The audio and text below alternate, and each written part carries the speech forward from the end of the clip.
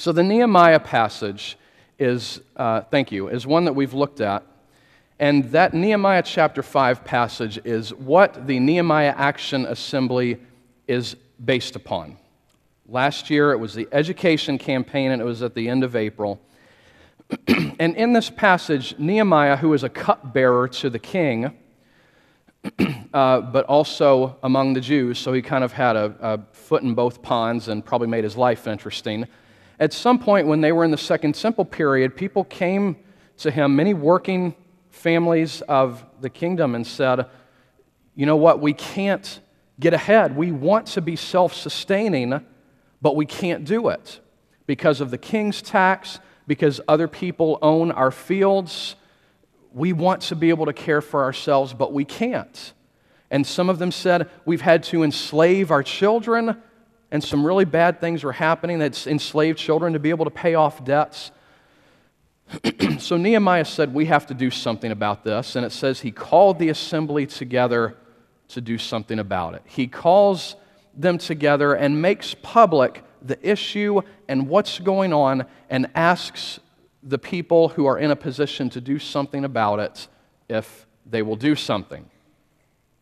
And that's what these large annual justice meetings are about and modeled after. We've been looking at a lot of these passages over the past couple of years. One thing we've become clear on is that the Bible commands us to do justice, but the question is sometimes, how do we do it appropriately for our context? But as Cheryl was doing a very good job of explaining on the children's level, sometimes we deal with problems that are not going to go away if we just help. There are some problems that are systemic and that are justice problems. And the Bible has many verses like this. Isaiah 1, learn to do right, seek justice, defend the oppressed. Proverbs 31, one of my favorites, starts by saying, speak up for those who cannot speak for themselves. Are there people in our society who don't have the same power to speak up for themselves? Absolutely. Children, some of the elderly, the mentally ill, immigrants.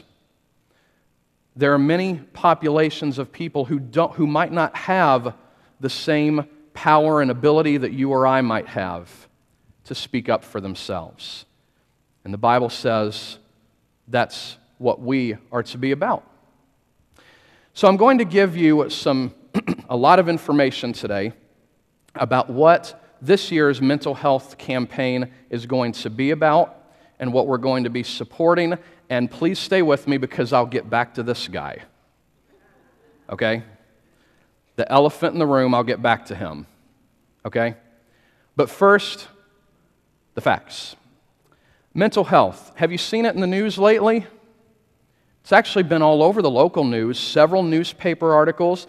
There was an editorial that was titled, Options Reduced for Mentally Ill.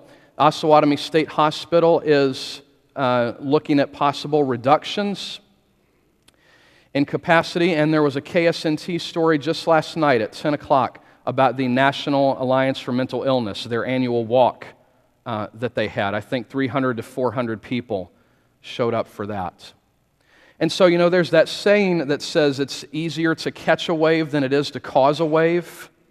When it comes to mental health and the public's focus on it, we're catching a wave instead of trying to cause one. So that's a good thing. People are talking about it. Two big problems that we face when we talk about mental health. Problem number one would be the tremendous stigma and stereotypes that people who struggle with mental illness face. See, mental illness does not just include those more rare diseases that we don't understand, where some people use words like nut jobs and crazies. Of course, every once in a while you hear someone who struggles with a problem themselves refer to themselves as that and joke, but it's kind of that language pattern that we have. But when we talk about mental health, we're also talking about depression, anxiety, alcoholism, substance abuse. All of these things have come under the umbrella of mental health care and treatment. But huge stigma and stereotypes. And part of the problem is that largely the media doesn't help. If you talk to psychologists, they will tell you that the media is not helpful in these perceptions of mental illness. On the bottom left there, you have the gentleman who was involved in the Colorado theater shooting. On the right, you have a picture of the pilot of the Germanwings flight who locked the captain out of the cockpit and crashed the plane. And it was revealed later that he struggled with depression. Well, what happens is we hear those stories repeated over and over and over, and we start to believe that most people with depression would crash a plane. Not true. There were actually probably other factors. So let's deal with a couple of the myths. The mentally ill are more likely to be violent. True or false? False. As a matter of fact, they are less likely to be violent than the general population and 11 times more likely to be the victims of violence. The victims of violence, 11 times more likely. Now, by the way, the facts that I throw at you today, I did not dig them up myself. They came from the very impressive and meticulous research that the Jump research team from many different churches did. Myth number 2, mental illness is something of a cop-out used to excuse bad behavior. There's actually a very small minority fringe group of people who say that, because the Diagnostic and Statistical Manual for Mental Illness, because it's grown so large, what we're actually doing is just increasing the number of things, the number of unhealthy behaviors that we explain away with mental illness and therefore excuse them. Someone sent me an article that suggested that because alcoholism and substance abuse have now come under the umbrella of mental illness, we're excusing them and saying that it's somehow not harmful. Of course it is. Of course it is. 99% of psychologists will tell you that's not the case at all. These mental health studies in the DSM they have their faults, but they're supposed to explain unhealthy behavior, not excuse it. Sometimes we struggle with that difference. An explanation is not an excuse. And it's about getting the proper care and the proper understanding and the proper treatment for these problems. That's what it's about. And there's also some new research in the last couple decades that refers to adverse childhood experiences, or ACEs, and the tremendous impact that they have on our physical and mental health later in life. Now, here's why this is so important. This used to be something that people laughed about or ridiculed when people tried to say that the problems they're having as adults can be attributed to a rough childhood. We used to laugh about that. Maybe some of us still do laugh about that, but we have now had a couple of decades of hard research, hard data that shows that that is in fact the case. The more of these adverse childhood experiences a person has, the more likely they are to struggle with mental and physical health as an adult. There are 10 categories.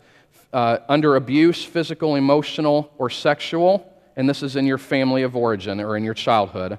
Physical or emotional neglect, and then there are 5 categories of household dysfunction. Mental illness in your household, incarcerated relative, mother treated violently, substance abuse, and divorce. 10 factors. And they now have a questionnaire, just 10 questions about each of the factors, asking people if they experienced these things in their childhood. And they have found that such things have a huge bearing on our adult lives. Just a few examples. Developmental delays in very young children under the age of 3. The more ACE factors they have, the more likely they are to have developmental delays. The more ACE factors you have, the more likely you are to develop heart disease. The more ACE factors you have, the more likely you may be to attempt suicide. Now remember, they're dealing with statistics and the number of people with the different ACE scores who have reported attempting suicide. The more ACE factors you have, the more likely alcoholism is. And remember, it's not saying it's the only factor, but they found that it's a large one, a consistent correlation. As a matter of fact, pretty much anything you could think of. I attended a conference a couple weeks ago at Florence Crittenton, and that's when a lot of this data was presented. Drug abuse, cardiovascular disease, diabetes, asthma, depression, smoking, all of it has had a positive correlation with the number of these adverse childhood experiences that a person has had. Now remember, we're not talking about, my mother wouldn't let me stay out after 10. I mean, the serious things that more and more people are experiencing, that's the reality. There's even a statistic that half of all chronic mental illness begins by the age of 14 and 3/4 by age 34. One more myth is that mental illness just affects a dark fringe section of the population. Perhaps the more serious ones, but remember what mental illness includes. We're talking about your family members. We're talking about your friends. We're talking about your neighbors. We're talking about people in this room. But yet, there's still the stigma. They say that 1 in 4 adults experiences mental illness every year, and 1 in 17 lives with a serious mental illness. Some of the really hard stuff deals with suicides. More than 800,000 people die of suicide every year. That's 1 death every 40 seconds. And that's just the general population. It's even worse among veterans. But that's the first problem, the stigma and the stereotypes. The stigma surrounding mental illness is one of the biggest reasons people don't receive treatment. But there are many others. Cost, not knowing what services are available or how to get to them, a number of things. But problem number 2 is that mental illness frequently goes untreated and can be costly. Here's some of those. Nationally, I think this is, in 2008, 41% of adults with a serious mental illness, that's clinically defined in certain ways, 41% with a serious mental illness did not receive treatment. So here's what's going on in our own community. Right here in Shawnee County, Brian Cole, the director of Shawnee County Corrections, says that he has seen a 300% increase in the last 25 years of mentally ill citizens being processed through the jail.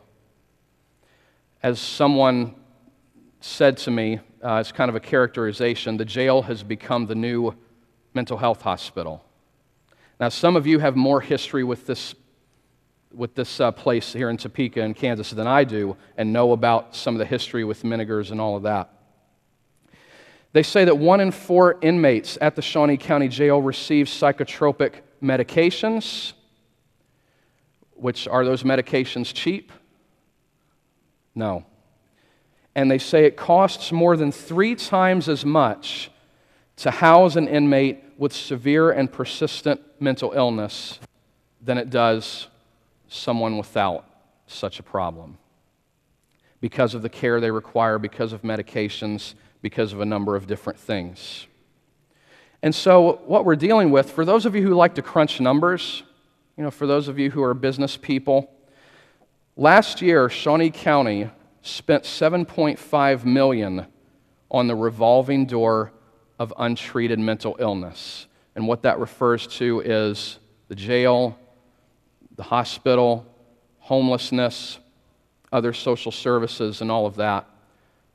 Just in our county, 7.5 million spent cycling people through that revolving door who have what they call severe and persistent mental illness. You remember when Jesus talked about the least of these? He was referring to these Old Testament references of people who don't have the capacity or the power to stand up for themselves. And that's what we're dealing with here. But here's what we've zeroed in on this year. 85% of people with severe and persistent mental illness are unemployed, but 60% want to work. Why can't they find work? Because of the stigma, because of a past criminal record, because employers don't know how to deal with the unique problems that they face, a whole host of things. The good news is there is a solution in our community.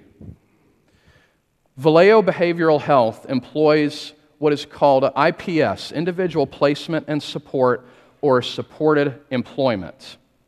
They currently have the program, and they have professionally trained individuals who have a caseload of 20 to 25 people, and they work not only with the client and the prospective employee in trying to find a job, but with the prospective employer, because they know there are many different factors that you have to deal with, and there's this one advocate that works with these many different people and factors to help those who struggle with severe and persistent mental illness to find work that is possible for them. They already have community partners. One of them was Longhorn Steakhouse, and a couple others that I can't remember. I want to say Target was one of them, but I'm not sure. They already have 5 to 6 community businesses that work with them on a regular basis to do everything they can to find work that is acceptable and doable for Vallejo clients with severe and persistent mental illness. It's evidence-based, it's working all across the country, and we're doing it here. But of course, there's a but. The but is that Vallejo has approximately 750 of their clients who qualify for this program, but they only have the capacity to serve 165, 22%. Now, there may be many others. Those are just Vallejo clients. Those are clients they already have. 750 of them qualify for this program. They have the capacity to serve 165. What happens to the others who have no support in finding work? The 7.5 million cycle. Jail, homelessness, hospital, etc. The phrase this year is minimize crisis, maximize recovery. So again, as a pastor, I appeal to you from Scripture and from our faith in God to say that this is a segment of the population that needs the rest of us to speak up for their needs. But in case you're a business kind of person and you crunch numbers, here are the numbers, side by side. The annual cost of the revolving door is $7.5 million. The cost to expand the program by 50% is $200,000. And that is the expansion that JUMP is seeking this year. Where would the funding come from? Most likely where it already comes from for that program, Shawnee County.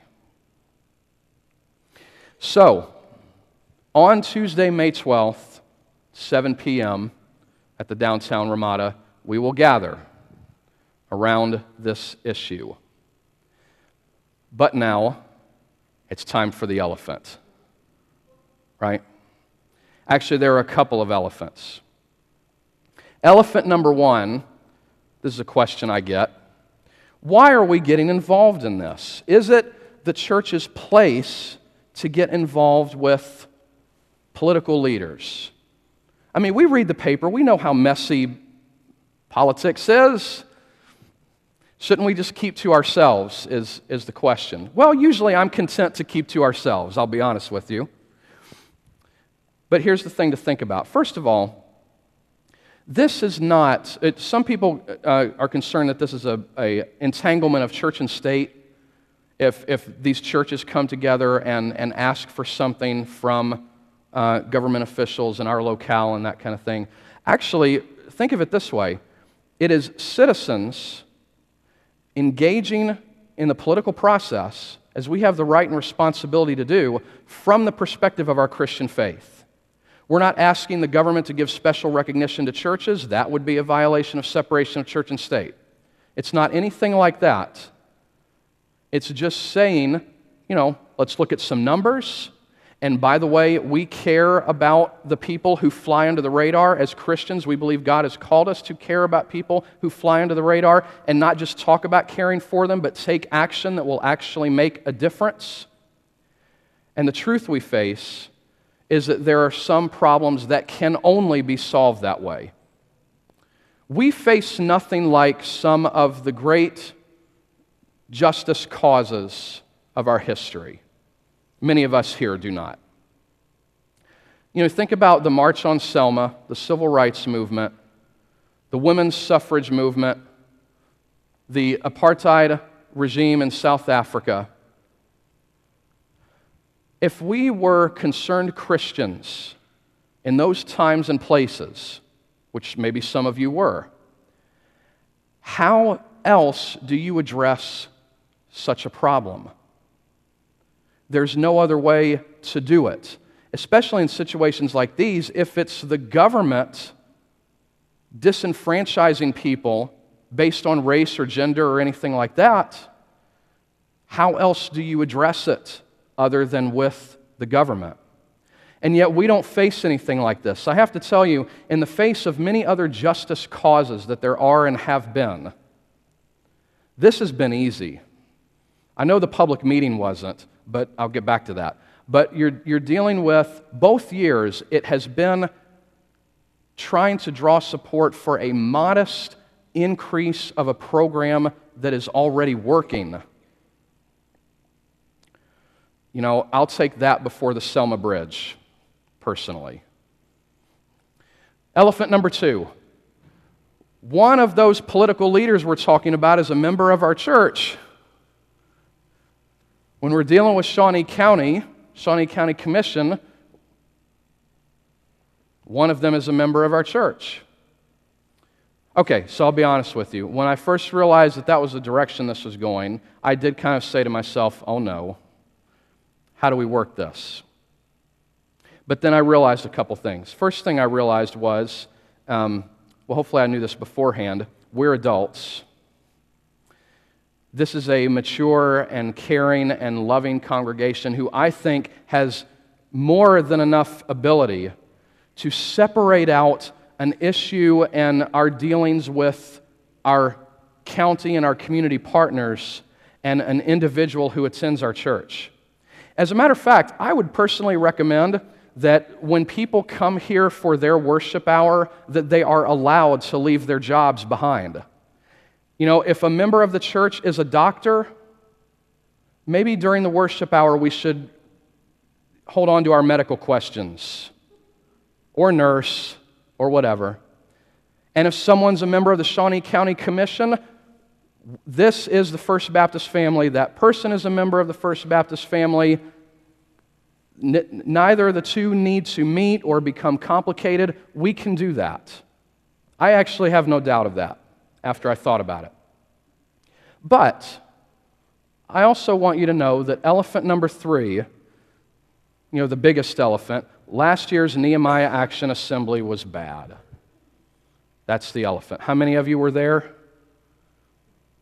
Okay, many of you know what I'm talking about. It went wrong. What I talked to Shanae about afterwards, Shanae, the director of Jump, was that, we kind of forced a process that is more designed for the civil rights movement than asking for a modest expansion of something. And I still don't know why it went wrong at the last minute. But the idea was to ask questions, get the official's response, and move on. And I want to tell you that this year, I've been much more involved in the process. I've served on the executive committee and have been in the meetings with the commissioners, all three of them. I've been in meetings with the stakeholders, including Vallejo and NAMI and many of these other partners. And I am much more confident this year. Last year, our Board of Ministries said we shouldn't give up on this after 1 year. And so we're trying again and seeing what happens this year. But I will remind you, though, last year's Nehemiah, it was embarrassing, it was bad, although I will point out that not everybody felt that way, the same way about that we did, many of us did. But what was our goal? Our goal was to expand communities and schools to help address the non-academic barriers that children face in school. We wanted to expand the program. Have we done that? Yes. There were 2 more this year, and there's supposed to be 2 more next year. We repaired the relationship.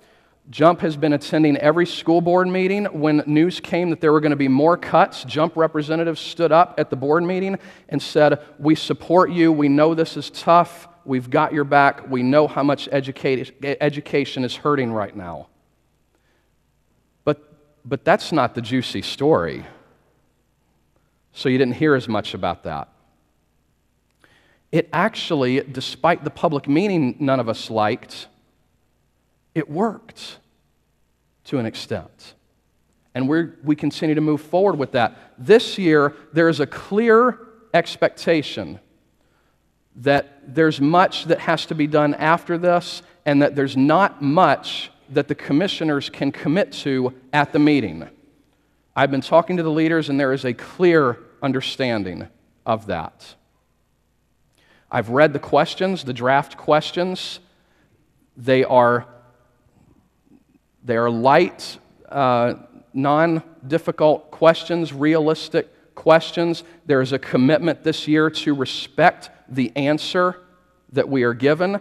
And more importantly, there is a commitment to continue the work into the budget process and working with our partners and everything that will follow the Nehemiah Action Assembly. What we have to do on May 12th is bring this issue before the community.